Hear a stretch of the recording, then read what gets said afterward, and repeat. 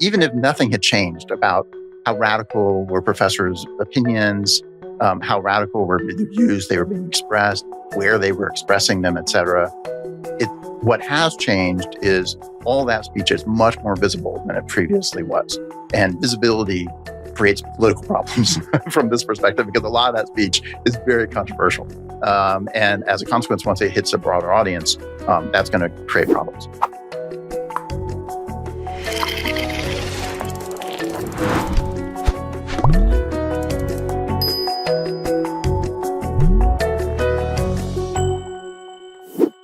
Does government have a role in reforming higher education? Today on Heterodox Out Loud, we'll be talking with Keith Whittington, who has a new book on this topic called You Can't Teach That. Let's see what Keith has to say. Keith Whittington, welcome to Heterodox Out Loud. Thank you. It's really a pleasure to have you here. We're going to be talking about your new book, You Can't Teach That, The Battle Over University Classrooms, which came out this spring, I think. Yes. You are the David Boies Professor of Law at Yale Law School, and you're the director of the new Center for Academic Freedom and Free Speech at Yale. Congratulations on both those honors. Thank you very much. And you taught at Princeton for many years. That's where you and I first met, I think.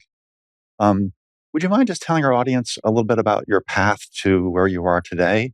I don't just mean the path on the Acela from Princeton to New Haven. I mean, if you would be willing just to share a bit about how did you come to be a professor? Were you born writing books in the crib? Tell us about your story. I sort of backed into being a professor and didn't know what I was signing up for. So I figured most of my career has been sort of not really knowing what I'm getting into, and so that's been crucial to everything I've ever done, is not really knowing what I was signing up for. Where'd you grow up? I grew up in Katy, Texas, mostly, which is at the time a little farming town west of Houston, and is now basically a suburb of Houston. And I went to University of Texas as an undergraduate, and it was there that very late in the day that I started thinking about potentially becoming a professor, primarily for two reasons. One is I have a bunch of educators in my family. And I am pretty confident that my application in graduate school included a discussion of how, my mom was a second grade teacher and my aunt was a fifth grade teacher. And so it's just natural that I would become a professor. And I'm sure that was the winning essay that the admissions committee was really looking for. In hindsight, that seems like probably the wrong pitch to have been making. But it seemed like the right pitch to me at the time, because what did I know? And so it was true that I had teachers in my family, and so it just seemed like a natural thing to be thinking about education, and it just seemed like an extension of that. And the other thing is I had the opportunity to write a senior thesis when I was at Texas. They had a handful of people who wrote honors theses as undergraduates. I went to grad school primarily interested in political theory and interested in American political thought, and had not much interest in empirical American politics as such. Had never taken constitutional law, didn't really have interest in common law as such. But through my interest in American political thought, I had a lot of interest in American constitutionalism. So I'd read a lot of Daniel Webster and John Calhoun, which seemed kind of similar. And then it turns out I got to Yale, and there were all these people in the political science department who both did political theory and did American politics and talked to one another. Right. The American politics group was very interested in historical American political work and American political development is kind of big subfield. What is known within the discipline as American political development. It was a hotbed of that, which I had no idea when I arrived there. Didn't know what American political development was, but also didn't know Yale specialized in it. And so suddenly I found myself in some American politics classes and talking about American political history. And I said, well, I didn't know this is what you could do in the political science department. Isn't this fascinating? So I wound up in these long conversations in the middle of seminars about Jacksonian tariff policy and the like, which I found fascinating. My professor found fascinating. I'm not sure the other students found fascinating. So there are so many things that you and I could talk about in this hour. We could talk about the Academic Freedom Alliance, which were you the founder or the co-founder? So I was certainly among the founding members and organizers. Just say briefly what it is for our listeners. Yes. So the Academic Freedom Alliance is still a relatively new group composed of faculty concerned with defending academic freedom principles in academia. And we were particularly trying to organize to defend individual professors who found themselves in speech controversies of various sorts and come to their aid in those controversies and help them navigate and defend themselves in those situations. I think bad news is we've been much busier than I would have preferred. And the good news is I think that we've been reasonably successful in a lot of those cases of actually coming to pretty good outcomes. And so that's been reassuring. But it's terribly unfortunate. I think a lot of these cases could have been handled much more quickly. They could have been resolved much more quickly if universities, I think, really appreciated the principles they were committed to, understood their own policies, and were better set up to try to resolve these controversies in a manner consistent with their policies and in an expeditious way. Instead, we've encountered lots of situations where professors are being suspended. They're subjected to these very long investigations where the outcomes seem very uncertain, especially from the professors. So professors extraordinarily stressed out for a year, for example. And more sometimes. And then at the end, the outcome is what I would have hoped would be true at the very beginning. I've said, you should have been able to look at this within days of the controversy and resolve this. And instead, we've gone through this 6-month, 8-month, 12-month investigation. The universities have hired outside counsel to do it. So it's extremely expensive for the university. It would be expensive for the professor if they hired their own counsel. Instead, we've been able to provide counsel to people. So it's very unfortunate. I think an organization like that was necessary. But I think we've been able to do some very good work, and I've been very proud of them. And it's been eye-opening to me about the range of problems in the university environment. And it's led me down a road to sort of try to understand and act on academic freedom principles to a much greater depth than I previously would have been doing. The other thing worth mentioning about the AFA that's I think is terribly important about how it was organized is we wanted it to be a faculty-driven organization, which it is, and we wanted it to be a cross-ideological organization. So we were very self-conscious in trying to put the thing together in the first place to make sure we had faculty from both the left and the right at the very beginnings as we were putting it together. And we wanted to bring in people who understood and were committed to the broad principle that we're going to defend people's speech rights, no matter how much we might disagree with the substance of their speech, that if they are saying and doing things that are within the bounds of what they have the rights to say and do, it doesn't matter how much we might disagree with the substance of what they're saying. The question is, do they have the right to say it? Let me say a bit about the context of that, which is also the context for your book. And again, the book is "You Can't Teach That." So as you know, the trust in universities has been declining dramatically. There are Gallup polls showing just incredible drop. We can talk a bit about if you like. Sure. But there's a long history now of criticism of universities, tenured radicals, the political correctness on campus. I mean, this stuff may have begun with God and Man at Yale by William F. Buckley in 1951. Right. So, that's 70 years of pretty sustained critiques on the university. Yeah. But something that we're tracking with great interest seems to be something we think might be new. I want to hear your take on this. The role of legislatures in controlling classrooms. We've had a lot of criticisms of universities. We've had declining trust in universities, especially on the political right. Yeah. And now you have legislatures getting involved, state and national. Right. There's a Stop Woke Act in Florida. Right. There's the recently passed through the House End Woke Higher Education Act, which is now before the Senate.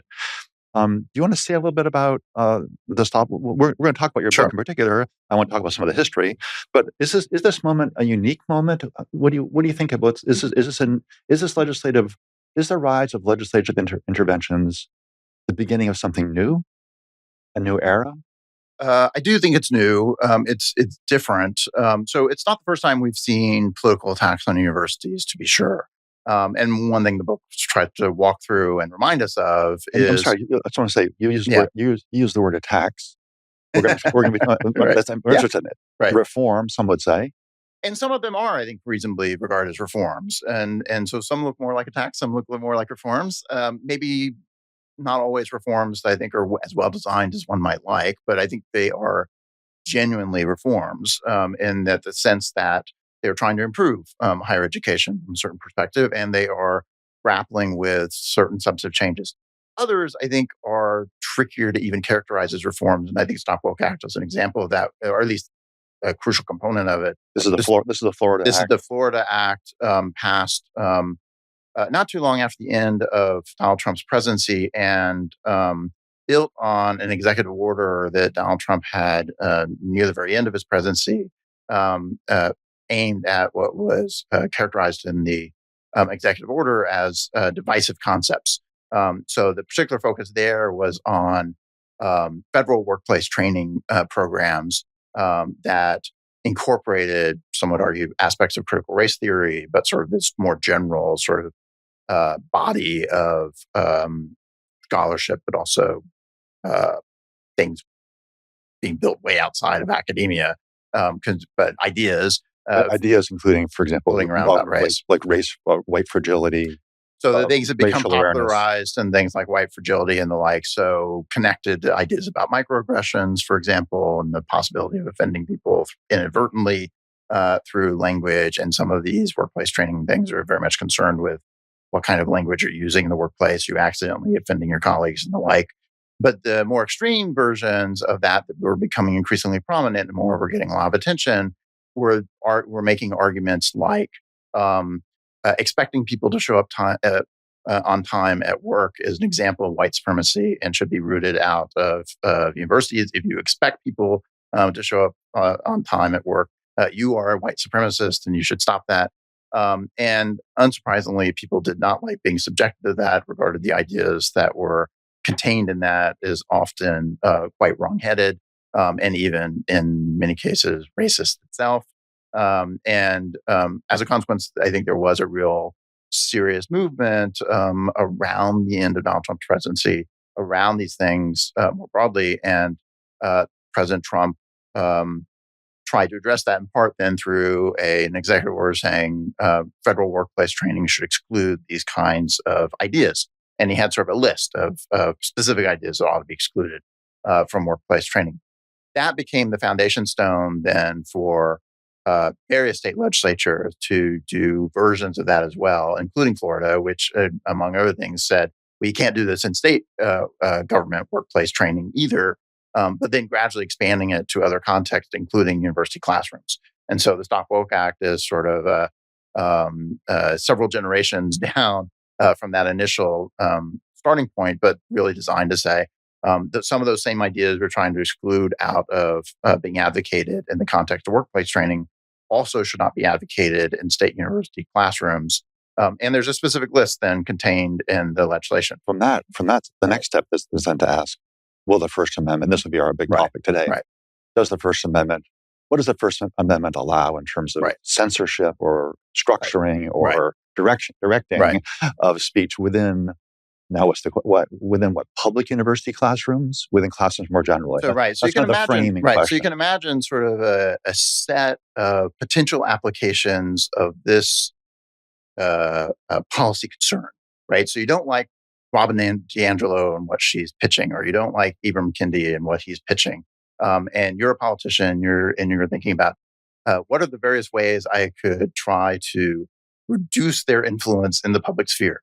And one answer is, well, they are influencing all kinds of government workplace training sessions. That's an easy call. The government can say, we're not doing that anymore. No more Ibram Kendi and DiAngelo in our government workplace trainings. And Biden reversed that, by the way, I think. Didn't Biden reverse that when he came in? And Biden totally reversed that as usually is the case. And again, right? It shows that they can. Yeah. No, absolutely. So as usually the case, Biden repeals a bunch of Trump executive orders, and this is among them. And so allows that possibility again. So the next sort of natural step you might think is, well, okay, we don't like them in government workplaces. Maybe we also don't like them in private workplaces. So can we ban that? Well, now you have serious First Amendment problems because, of course, private companies have their own right to say, no, we want Ibram Kendi and Robin DiAngelo in our workplaces and as part of this workplace training. And you shouldn't prohibit those ideas here. And some states tried to, and they ran into some First Amendment problems in trying to do that. So then the next step is say, well, where else might we find these ideas that we might try to regulate them out? And one answer is K through 12 education, because a lot of these ideas wind up getting expressed in various forms in K through 12 public education. And the state has a lot of constitutional authority to regulate what happens in public schools at the K through 12 level. And so a lot of the early wave of legislation is aimed at that. And once that's been done, then the next target becomes higher education. And there, I think the constitutional problems are trickier. I just need to call it out. You said target. So again, we're thinking about the interest of legislators in shaping society's norms and values. Is that what the well, in issue this is? case, what I mean by target is simply in the sense of we're going to take the same legislative restrictions that we impose, and really the language of the statute is very similar. So you sort of say we're going to take the same legislative restrictions we imposed in K through 12 public schools. So you're not allowed to teach these ideas, advocate these ideas in the classroom in 5th grade. And we're just going to take that same legislative language and apply it now to state university classrooms as well. And let me again, allow me to pause on that point just to be sure I have it solved for our listeners and for myself. In the First Amendment, there's no serious First Amendment issues raised when a state legislature limits the content of speech taught in public schools. I think that is right, although this is somewhat contested. And there's not a lot of really clear case law on this point because the court has not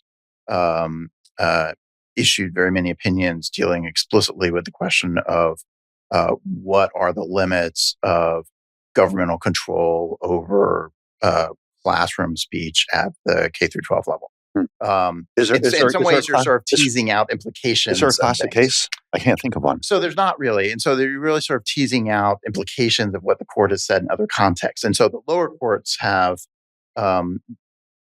developed a pretty well-developed jurisprudence at this point about how to think about government regulation of public schools.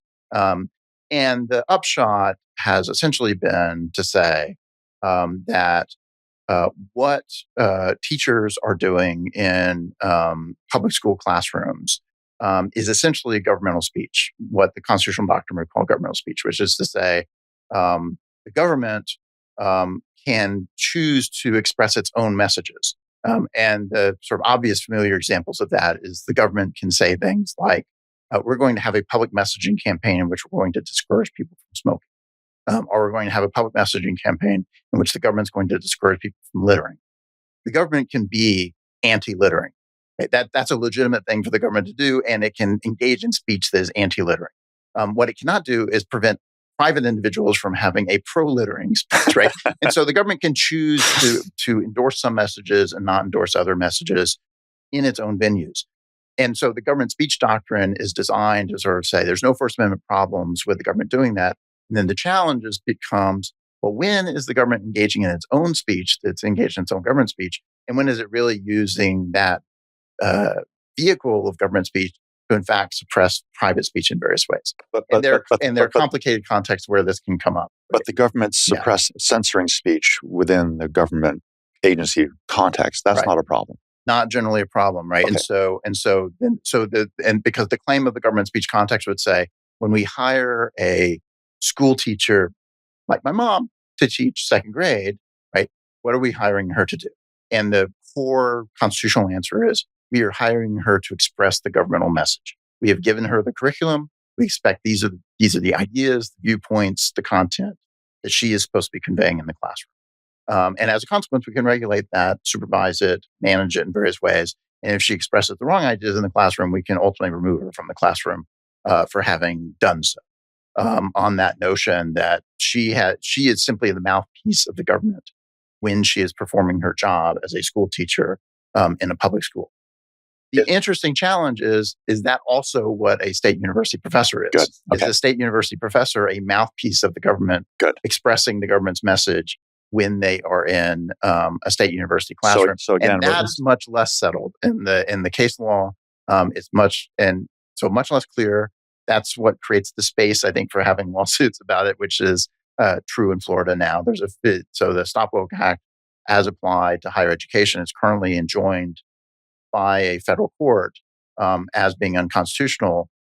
And the starting point for that has to be an argument that state university professors are not in the same situation as kindergarten teachers in public schools, in that they are not simply expressing government message, they're doing something else.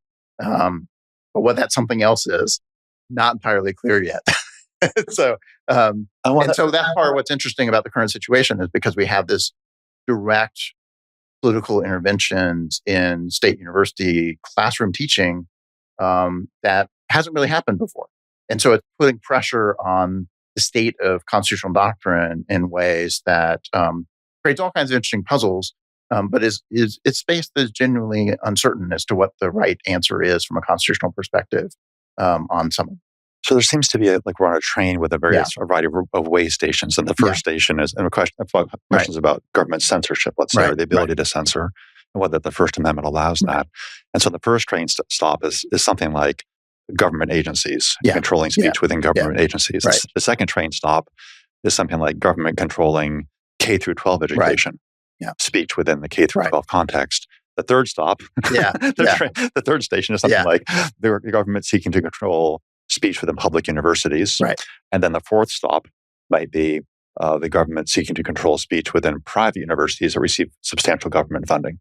I think that's absolutely right. So you could imagine the next step being, and there's been some bills floated in state legislatures to take that additional step, but nothing yet has passed. But you can imagine trying to take the step of, and you can either do it directly through regulation, or you can try to attach it as a requirement of funding. So say you're taking federal funding or state funding for your private university. If you're going to take those funds, one of the conditions of accepting those funds is you're not allowed to have professors in the classroom advocating certain kinds of messages the government doesn't like, and such as the ones included in the Stop Woke Act, for example. I think those would probably be even more constitutionally problematic than the Stop Woke Act itself is, trying to regulate the kind of speech activities that occur in private university classrooms. I think would run up against a lot of clear constitutional doctrine, although there'd be interesting challenges even in that concern. And so we haven't gotten to that one yet. So instead, we're still in the sort of, can you even do it in the public university context, where presumptively the government has a lot more control over public universities in all kinds of ways. And so it's really a question not of, can the state governments do all kinds of things with their state universities? The question is, can they do this specific thing with their state universities? Good. And there are more modest versions of bills that are pushing this question in other kinds of ways that we're now starting to see emerge. So Florida, for example, also later passed legislation saying you can't teach sociology as part of the general education requirements in state universities. So it's a very unusual intervention in curriculum decisions by state universities. Not so constitutionally obvious, even if you agree with me that I think the Stop Woke Act is problematic from a constitutional perspective. Even if you're willing to agree with that, and I'm not entirely sure the court will agree with that, it's not clear that the state can't do that, of saying you can't have sociology in general ed requirements. North Carolina, the Board of Trustees, it was initially proposed as legislation, didn't get adopted there. I believe was adopted as board trustee policy, saying we're going to have a civics requirement for undergraduates. And as part of that, certain specific texts have to be taught. So that has to include the Constitution, for example, it has to include the Gettysburg Address, certain mostly non-controversial kinds of content. But that kind of very specific micromanaging of the content of university classes is quite unusual. So Texas has a very long-standing requirement that all undergraduates at state universities have to take a class that includes, forget exactly how the statute is phrased, but basically includes content about U.S. and Texas government and U.S. and Texas history. But it's not very specific at all about what that means. And so in practice, it means all kinds of stuff gets covered. And it says nothing about the viewpoint in which that's taught. And so you could have a class covering Texas government, for example, and be very critical of how Texas government is designed and what the Constitution looks like, et cetera. The law doesn't say anything about how you teach the Texas government. It just says you have to teach it. So students learn a little bit. So part of what's different about some of these more recent laws is we're going to get more specific about what you have to teach. We want you not just to talk about the U.S. government. We want you to talk about some specific things about the U.S. government. Right. And in the case of the Stop Woke Act, we're going to get specific about what viewpoints you're allowed to express when you're doing that. And not just viewpoints that are going to be included, but ones that are going to be excluded. That's right. And so the way the law is written is you're not allowed to advocate or espouse or promote certain ideas. So part of the uncertainty about the law is what counts as promoting and espousing and advocating certain ideas, as opposed to simply presenting the ideas. Right. And so it does leave a potential space for, as the advocates for the laws would sometimes say, well, if you just objectively present some ideas, you allow students to be aware of certain ideas. That would be acceptable. You're not allowed to promote or advocate the ideas. On the other hand, that would be unacceptable. And can we just put that into right. non-technical language? We might there's an attempted distinction between something like, are these laws censoring? Yeah. Or are these laws preventing indoctrination? Yes. That's kind of the line where they say, so we're not censoring. Right. They can talk about these ideas, but they can't brainwash the kids when they present them as the only thing on the curriculum. This is the truth. You understand this now. There's a moment of awakening across the whole country. You need to understand the truth about that, or this particular truth. Yeah. So one of the interesting features of the Florida legislation, the Stop Woke Act, which was one of the very first iterations of these kinds of bills, is it includes both types. So it includes both a ban on you're not allowed to espouse or advocate or promote certain ideas, and also you're not allowed to compel students to believe certain ideas, which gets to the indoctrination issue. As it's been challenged in court, those two things have just been lumped together. So the court has not tried to tease it apart because Florida has not tried to tease it apart. So Florida's posture in court is to say everything that happens in a state university classroom is government speech. And we could, if we chose, which they say we have not yet chosen to fully do it, but if we chose, we could tell you exactly what to say in the classroom and not allow you to say anything other than what we say. So they're saying the First Amendment would allow them to do that. They say the First Amendment has no application in the state government classroom for that purpose. And so they have not, they say the Stop Woke Act has not used all the authority we could use. but they have carved out a very extreme view about the scope of governmental authority over it because it makes it easy to defend the law if they're right about that. Then they have a blank check about what they can do in the classrooms. Some later iterations of these proposals that have been floated in other state legislatures, for example, have tried to abandon that first part of what Florida did. So we're going to cut out the you're not allowed to advocate or espouse or promote language, and we're just going to keep the language about you're not allowed to compel students to believe something. So they're going to drop the censorship part and they're going to maintain the indoctrination part. Right, anti-indoctrination. And the problem is on that front, so I think normatively a lot less problem. I think probably constitutionally a lot less problem with that. The practical challenge of trying to keep the indoctrination part is we don't have a well-developed body of law or practice about what counts as indoctrination and what it means to compel students to believe something. So if, for example, I say this is going to be on the test, and you'll need to write an essay in which you can accurately explain Ibram Kendi's ideas about race, have I compelled you to believe it? If I say, I want you to write an essay from his perspective and defend a certain policy using his ideas, am I compelling you to believe it? I think the answer probably ought to be no in both those cases, but it's actually not entirely clear either from the way the law is being written or from existing doctrine that that's necessarily true. Doesn't it depend on what else is being taught? Is there is there a lesson next week that says criticize these ideas from the perspective of Martin Luther King? Well, this is a longstanding challenge within academic freedom, literature, and practice more generally. So, from its very origins, the American Association of University Professors, which started in the beginning of the 20th century, begins with the Declaration of Principles in 1915. Brings academic freedom ideas to the United States, and they are wildly successful eventually in getting universities to adopt those ideas as part of their own policies and practices. from its very origins in 1915, the AAUP says there's a difference between teaching and indoctrination. And academic freedom protects your ability to teach, including teaching very controversial ideas, ideas that alumni and donors don't like, ideas students don't like. You're allowed to teach them in the classroom. What you're not allowed to do is indoctrinate students with those ideas. Let me, if I'm on that very point, if I may, I have a section of the AAUP statement here that I particularly enjoy, right, exactly. and it goes to our topic about they have great language. Although the problem is that nobody quite knows what it means in practice. Well, let me read it aloud for our listeners. This is from the AAUP statement of 1915.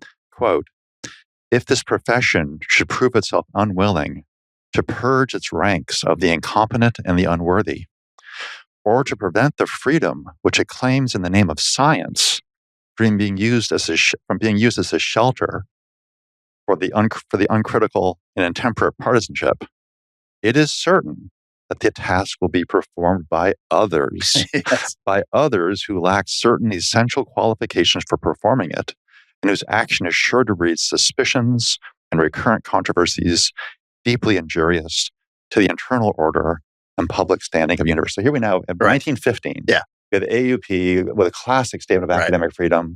And also that statement includes other ideas that are really important about how academic self-governance is the best way to protect academic freedom.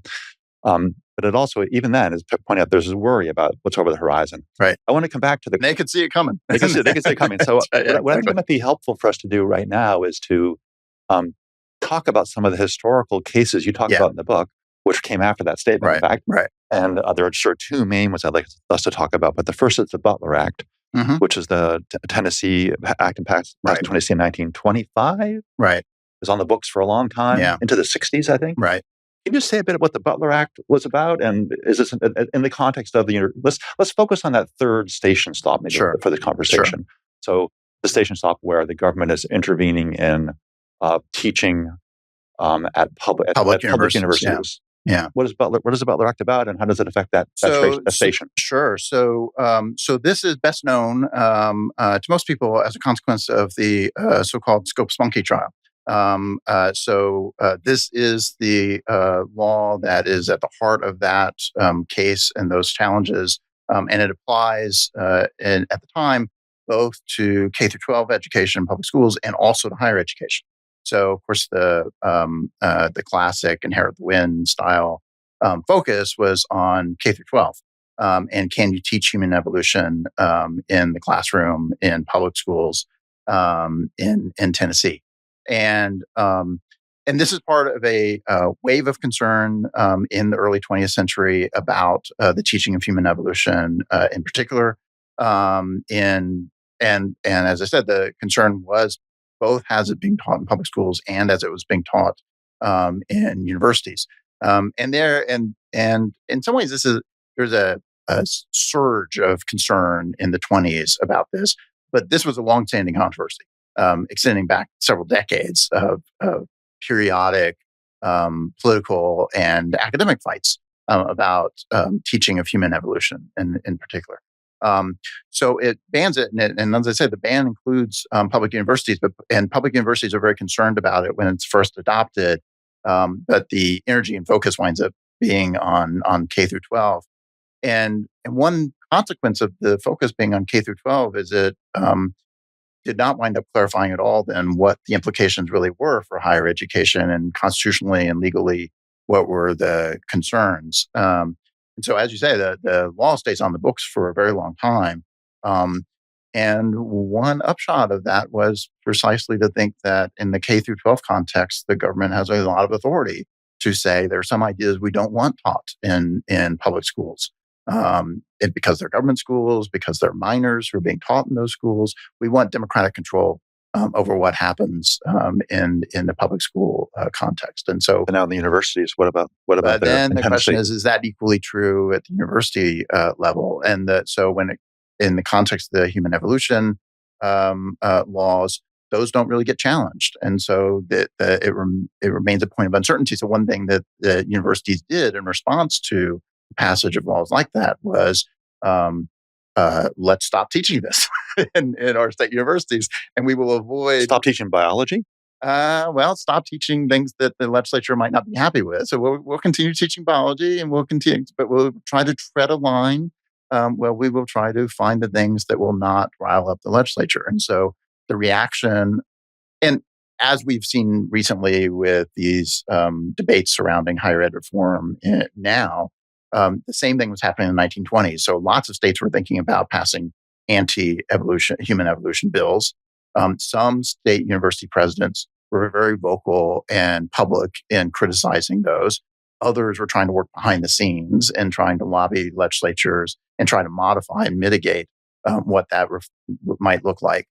Some states did not pass them, despite the fact that they were pretty conservative states and there was a lot of interest in them. Other states did wind up passing them. And in the places where they did wind up passing, a lot of universities, state universities, took the approach of saying, okay, we have to comply with the law, but we're going to try to comply with it with the least damage possible to the institution and how we operate. And so there's a lot of teaching around the law that was occurring in time. And so as a consequence, you didn't get litigation. There's not a lot of frontal assaults on saying, no, you're not allowed to do that. And really in the 1920s, that was for sure probably the safest tack to take because it would have been a really uphill climb to persuade the court in the 1920s that it was unconstitutional for a state legislature to ban the teaching of human evolution, for example, in state universities. Can I just pause on that point for a minute? Because it's just a really important historical, you and I both are interested in history of universities and history of academic freedom. Right. And my reading of the history is that we see this explosion of the development of new colleges across the U.S. after the Civil War period in particular. Right. And we've had this kind of moment through Jane Stanford, getting Edward Ross, a professor, fired, who was critical of the railroad industry, and all that came out of that.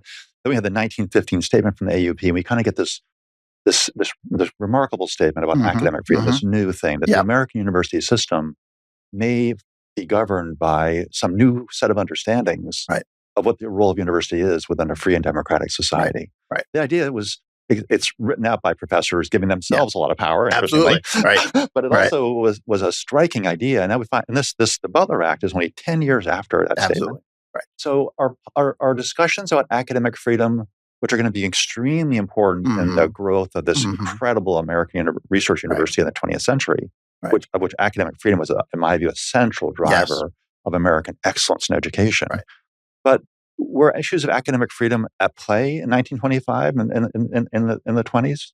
So they are at play in the public debates surrounding the human evolution laws, for example. So when university presidents publicly opposed the adoption of these laws in some of the states, they explicitly were making arguments about academic freedom. So they argued this is inconsistent with our university principles. Our university principles are committed to free inquiry.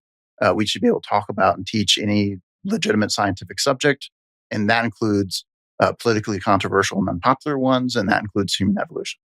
So university leaders and scholars in the public and political debate surrounding this particular set of controversies in the 20s are explicitly appealing to academic freedom. Now, their actual policies on the books often were not that great. The 1915 statement occurs just a decade earlier. It's not yet widely adopted and embraced. But the human evolution stuff sort of forces some university presidents to be more visibly in favor of those kinds of arguments than they might otherwise have been and that they previously had been.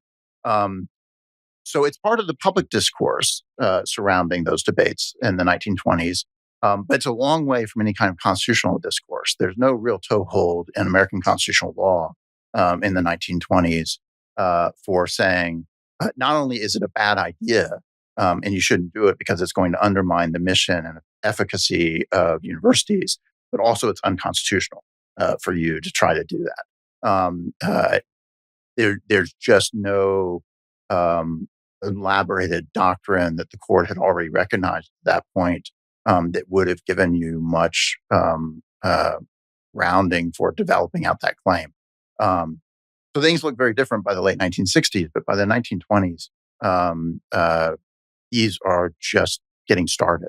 Let's move forward from the 20s. Right. And I'd like to ask you about the Cold War era. Yeah.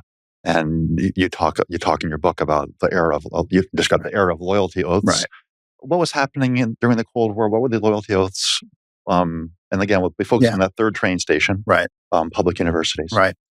So part of what's interesting about the sort of anti-radical subversive legislation that's occurring during this period, the internal security legislation occurring in this period, a lot of it's not focused on universities, not focused on education as such. It's broad, often sweeping across federal employment in general, sometimes sensitive private employment context where you want to say, okay, well, you don't want radicals in your munitions factories, kind of Radical thing. meaning is, for example, members of the Communist Party. And radicals in this context, depending on the statute, some defined in various ways. So some of the earlier versions of these really date from more around the period of World War One, where there's already effort to say we don't want, and then the Communist Party per se is not necessarily the concern, but radical movements of various sorts. We don't want anarchists, we don't want socialists of various sorts.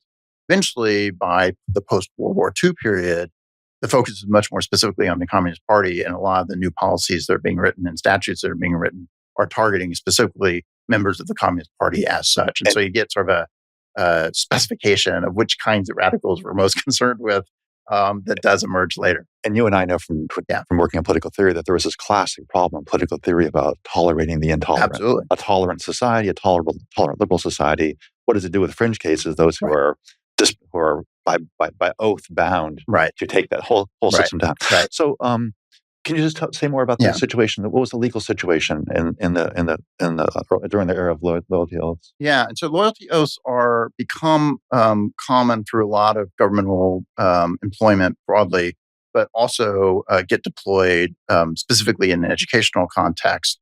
And sometimes laws that are written specifically requiring school teachers to take loyalty oaths and singling them out in ways that don't necessarily get applied in the same way to other government employees. And then more controversially, there's a reach from K through 12 school teachers. Can we also require state university professors to take these oaths? And if so, what exactly can the oath say? What do they have to look like, et cetera? So often there's not an effort by governments in the 50s and early 60s to try to regulate what you're doing in the classroom, for example. So somewhat remarkably, you don't see statutes being passed saying you're not allowed to advocate communist ideals in the classroom, for example. Instead, they do it more indirectly by saying you're not allowed to be a communist and be in the classroom. And if we can get rid of the communists, presumably we also get rid of the communist ideas, right? And so it's I'm sorry, can I pause you on that? Because I wonder about that. Right. Probably not entirely successful, but that was sort of I think it goes back to a distinction we were making a few minutes ago. You might say that a person who is a committed communist is unlikely as a communist to teach in a balanced, even-handed way. Right. And so again, so by going to that feature of the communist loyalty, that's right. They're trying to get to the anti-indoctrination point, not the censorship point. They're structuring it that way, and maybe not unreasonably. Yeah. Because some of the Communist Party platforms have historically included things like, you will bring this place down, and you will use all available methods. And you want to comment on that? So part of what we see both in the political debates and the more immediate sort of policy debates inside a university and academic context, there were layers there. And so some of it was an argument about the problem with members of the Communist Party in a world of Leninist communist parties in particular is you have to take the party orders. You can potentially turn on a dime, and the party could tell you tomorrow, if you are a university professor, the party now requires that you teach these false things in your class, for example, and you should be trying to indoctrinate students. And so part of the argument among anti-communists that emerges during the period, including lots of liberal but anti-communist scholars, is to say there's a fundamental inconsistency between being a good scholar and being a teacher, engaging your professional responsibilities, and having that kind of party loyalty. So there's that kind of question about, is the Communist Party different in ways that was not true about the anarchists and socialists in the 1920s, for example? Is the organization and structure of the Communist Party one that creates particular dilemmas? That's one kind of concern. The second kind of concern is to say, okay, well, lay aside the party obedience problem. It's also true that they are radical subversives and they undermine the American way. And so do we want those people in your classroom teaching your students?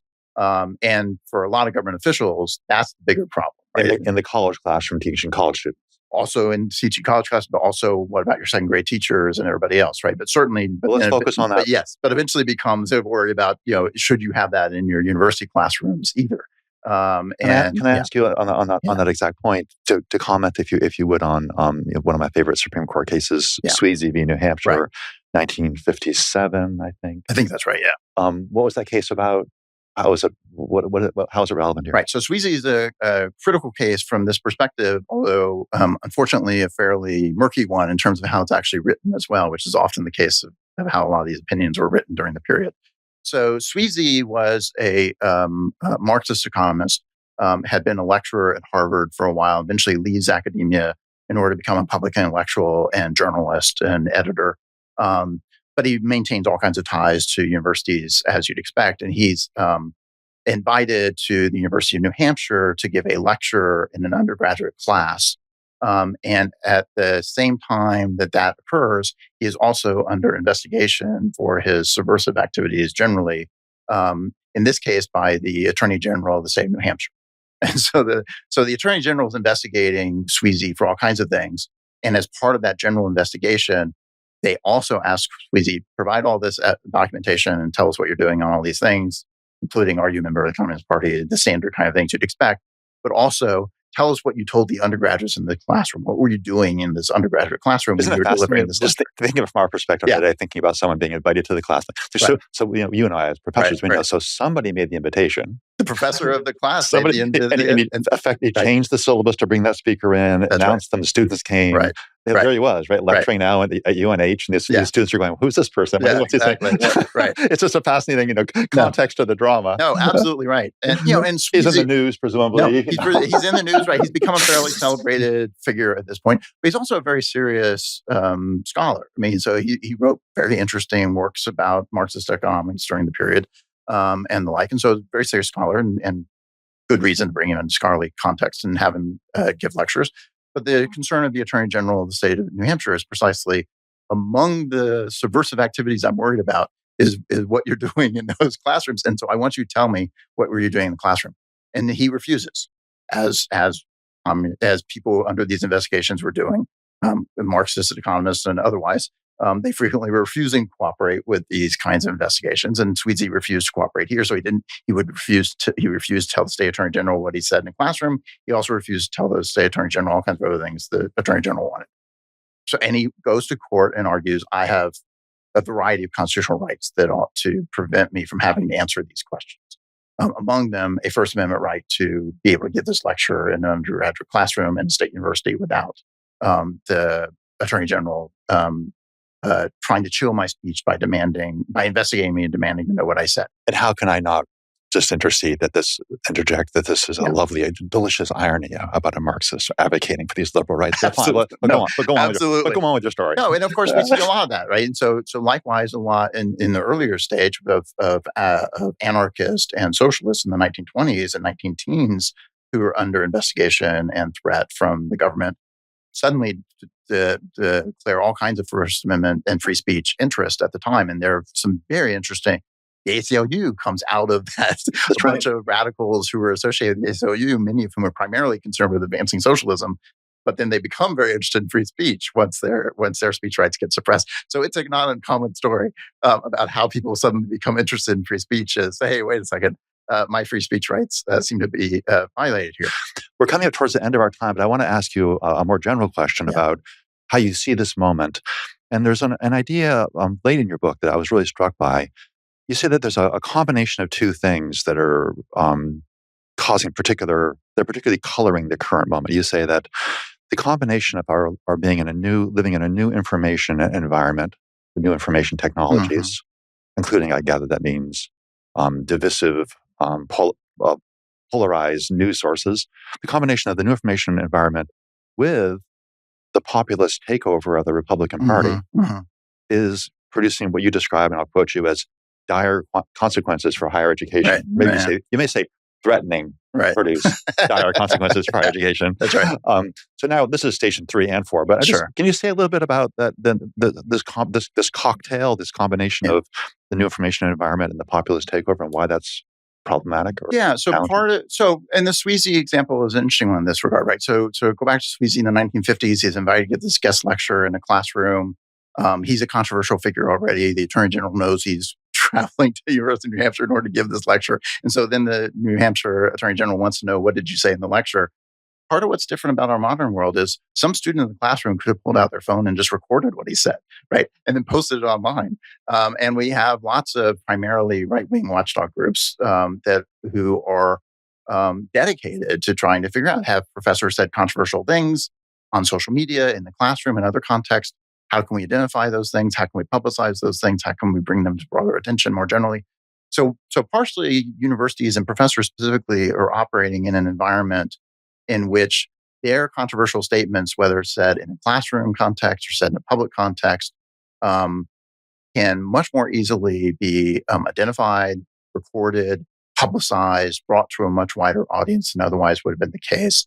And that generates all kinds of controversies and puts all kinds of pressures on universities about faculty speech in ways that were not true.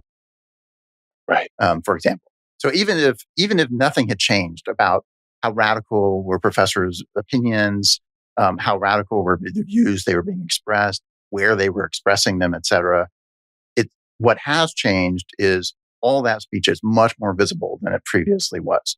And visibility creates political problems from this perspective, because a lot of that speech is very controversial. And as a consequence, once it hits a broader audience, that's going to create problems. Then in addition, and so in some ways it is, as you said, there's a long history of conservative activists and writers calling attention to tenured radicals dating back to Godman at Yale. And that got some traction. Lots of conservatives cared about it. But this has really ramped up the intensity of that focus, right? And so it's one thing for William F. Buckley to write a book saying, here was my experience as an undergraduate at Yale University. It's another thing. And if you're some random parent in the Midwest reading that, say, oh, that seems terrible. Okay. Another thing, if you open up YouTube or Twitter, and now you get to see a little video of what professors are saying in the classroom at Yale, that lands differently. And it has different political consequences as a consequence. And so I think, and that's not going to go away, right? So we just live in a information environment in which we're much more exposed than we otherwise would be, and it feeds into a polarized environment. And part of that polarized environment then is both you have this longstanding conservative distrust of academics and academia more generally, in part because they think of them as left-leaning spaces, and that was already true. And now, as the Republican Party, I think in particular, has become much more populist in its orientation, there's an added layer of hostility and concern about higher education. And you don't have some of the mitigating consequences, right? So if you had a less populist party, even if it's quite concerned about what's happening in academia, at the same time also wants to protect academia because there's lots of value from their perspective in what's being done in university. Part of the collapse of Republican support and conservative support for academia, I think, comes out of the fact that a lot of fewer Republicans, probably conservatives, probably still think that academia has positive qualities they care about in the same kinds of ways. And so, my dad, just to take a particular example, my dad's fairly conservative from Texas. And when I was growing up, he had his own hostilities and concerns about academia. But he also recognized universities were important places. He wanted me to go to university, he wanted me to get an education, all that stuff. And so he simultaneously held in his head, there are things I don't like about universities, but things that are really important I really do like about universities. And he'd be horrified by the idea of gutting a university in that case. And I think some of that second part has faded away in Republican and conservative circles, where that sort of countervailing concern of saying we need to reform these institutions and we need to be really cautious and careful about how we reform them. There's a lot less caution and care. Let me ask you on that point, and we are reaching the end of our conversation, but I want to just hold on this point for a moment more. So there is that classic AAUP statement that I read. Yes. That says that it says in the wider document that academic freedom is best protected by academic self-governance. Yes. And then they have this clause that say, however, if they don't govern themselves well, that's right. if they do it intemperately, or in a partisan way, others will step in and do it for That's them. right. And you and I, the statistics about when your father was talking about, you described your father as being a conservative, politically, but being enthusiastic about higher education. Right. Well, in 1960, 61, the ratio of professors who leaned right to left, leaned left to right was about 2 to 1. Right. And currently, some studies should say 17 to 1. Yeah. Among the younger professors, it's actually much higher than that. Yeah. In some disciplines, it's Republican right-leaning professors are facing extinction. That's right. So it's not just the reality on the ground seemed to have changed in some important way. That's right. I want to emphasize, and this is a point that we have HXA make all the time, that same period of 1960 till now, which has seen this precipitous decline in the ratio and the balance between left and right thinkers, has also been a time of remarkable breakthroughs in inclusion.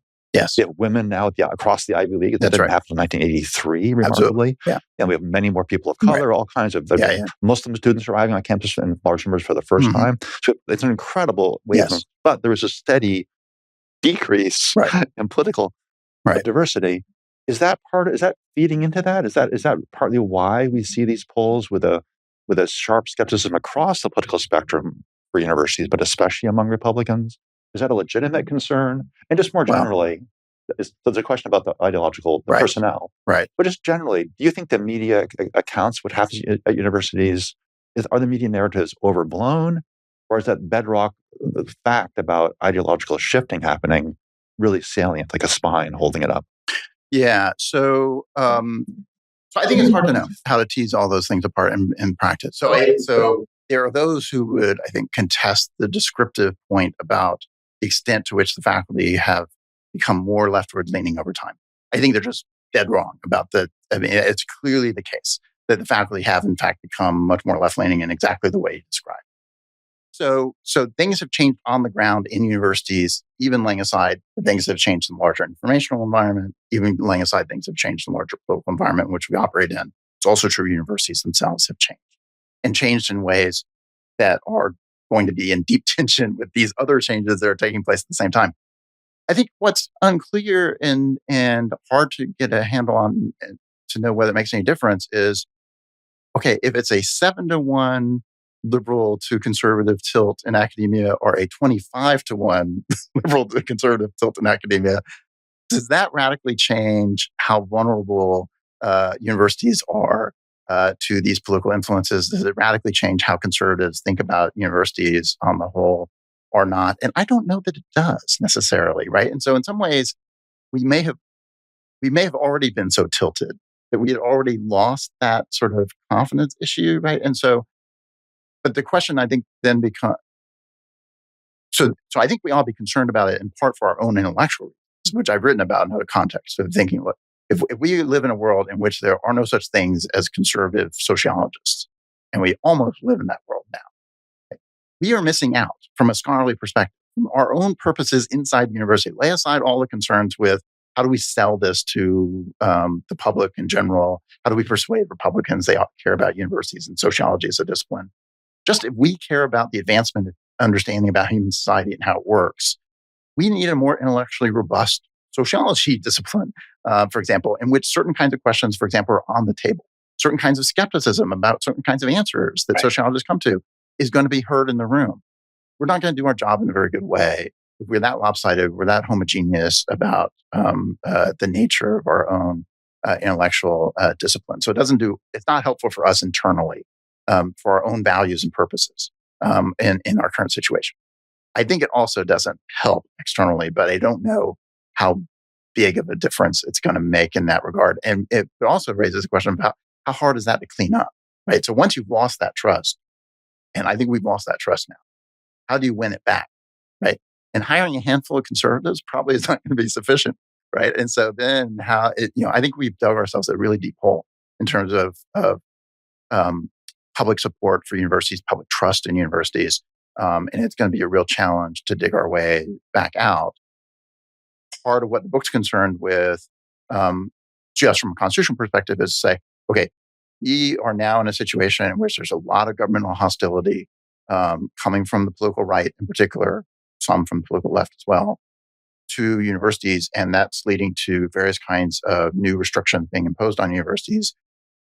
We should try to alter the situation or try to win back some of that support and help persuade legislatures and other policymakers not to go down some of these paths. But are there also any kind of constitutional protections that we can appeal to that can help shelter us a little bit in the midst of these current storms? And I think there may be some, but it's not nearly as obvious and straightforward as I think a lot of people would hope about what that constitutional arrangement looks like.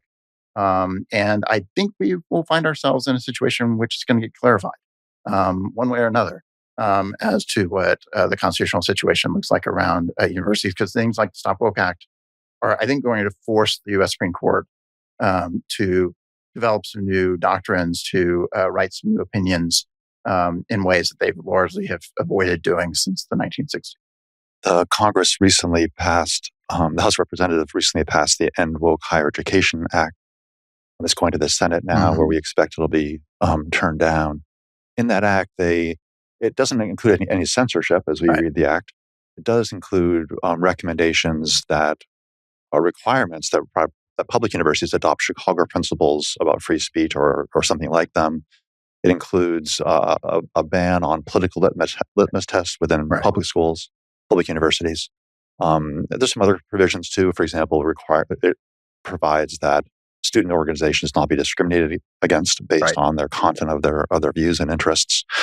My last question for you is kind of a magic wand question. Right.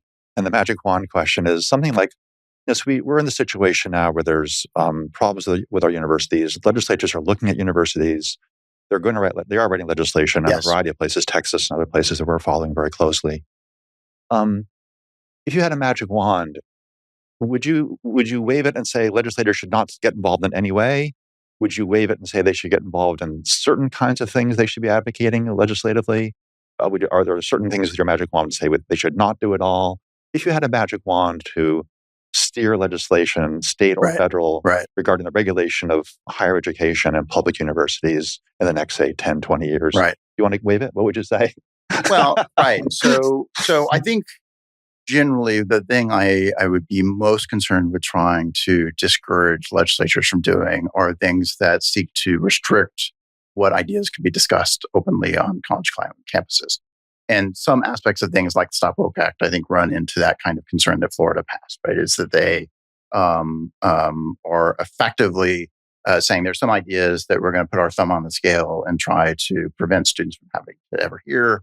We're going to make it harder to engage in that kind of teaching scholarship where those ideas get discussed and played out. On the other hand, I think legislative interventions that try to open up campus spaces and make it possible to engage seriously with a wider range of ideas is at least appealing. There's a lot of devil in the details about how do you do that in practice in ways that are helpful rather than harmful about the process. But I tend to think that from a policy perspective, it's not only not a bad thing, but in fact, it's probably a good thing to do things like intellectual climate surveys on campuses. I think it's useful to know more about what kind of experiences students are having on their college campuses, and if they're worried about speaking about certain things, or if they're concerned about being bullied by peers or faculty or anyone else on college campus. We all know those things. I think universities, especially in the public university context, politicians have an appropriate interest, or legitimate First Amendment interest being violated on university campuses. And so are campuses developing the right kind of free expression policies for what kinds of public expressive activities can occur on college campuses? Do they have content neutral time, place, and manner rules in place? State legislatures have an interest in knowing, do our state universities actually comply with the First Amendment? And when they're not, state legislatures have an obligation, in fact, to step in and make them comply more effectively and better. And there's some components of the federal legislation that are designed to do that. And I think that's both appropriate and to the good for the most part. But again, like I said, there are problems potentially in details about what that looks like in specifics. We've seen increasingly some state legislatures intervene on institutional neutrality requirements for state universities. I think that's fully within the right of state legislatures, and moreover, I think entirely appropriate for state legislatures to demand that. Likewise, we've seen some state legislatures intervene to ban the so-called diversity statements in faculty applications for employment. I think that's within the right of state legislatures to do that. I don't think there's a constitutional objection to state legislatures passing that policy. Moreover, I think it's mostly probably helpful for universities, for legislatures to do that. So there are some things that legislatures could do that would reform universities. They're probably not very helpful. A lot of the talk around significant reforms of tenure, for example, I think probably are not going to be very helpful for universities. And some absolutely ought to be avoided, such as restricting what kinds of ideas we can talk about on university campuses. But some kinds of reforms I think can actually be helpful to universities, and particularly those reforms that are really fundamentally aimed at how do we encourage a more robust intellectual environment on college campuses. That's ultimately what we want on university campuses. And so trying to get legislatures and other policymakers to focus on how can they help that process is fundamentally a good. And just a detailed political litmus test in hiring and promotion. What do you think? What's your hot take? So I'm against political litmus tests in general. Now, note that one aspect of that is to say some of the diversity statements I think effectively are political litmus tests, and so those are inappropriate. And we shouldn't have them. But it also means on the other side, you shouldn't have political litmus tests to say we ought to have a kind of affirmative action for hiring conservative faculty. And so the desire to think about political litmus tests politically cuts both ways in this regard. If you're not happy with political litmus tests being used in the form of diversity statements, you likewise should not be happy with political litmus tests being used in order to positively advance conservatives in academia. I think in both cases, it has the same danger, which is to say you are prioritizing political views over scholarly quality. And in the long run, that's bad for universities. And so that still leaves open the challenge of what do you do about a discipline that won't allow conservatives to be part of the discipline effectively.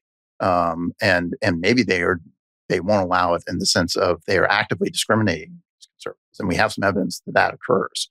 But maybe they're just doing it less self-consciously and explicitly and more inadvertent, but nonetheless, they have managed to construct a discipline in which conservative voices simply don't get heard. It's a real challenge, I think, as to how we fix that problem. And I would prefer that those fixes come from inside the universities. But as the AUP said in 1915, if you don't fix it yourself, it's going to get fixed from the outside. And moreover, the fixes that come from the outside may be more ham-handed than you would like. They may be cruder than you would like. They may come with their own downsides and problems. And so it would definitely not be my first choice for legislatures to intervene in that form. But I think it may be inevitable that they will. And then the question is how to try to guide them so that they do it as helpfully as possible and with the least damage as possible. Keith, it's been great talking with you. We've been talking about your new book, You Can't Teach That. Wishing you well as you begin your new adventure at Yale Law School. Appreciate it. And with particular interest, we'll be following the growth of the Yale Center for Academic Freedom and Free Speech. Thanks for being on Heterodox Out Loud. Thanks. I appreciate it. Thank you for tuning in to today's episode. Heterodox Out Loud is a nonprofit production of Heterodox Academy. We rely solely on support of listeners like you. If you enjoyed today's episode, please follow our podcast, leave a rating or a review, and share it with your friends and network. Your support helps us reach more individuals who value diverse perspectives in higher education. If you are in higher education, visit heterodoxacademy.org and join the thousands of professors and students from all around the world who are working to support open inquiry. Until next time, I'm John Tomasi, reminding you that great minds don't always think alike.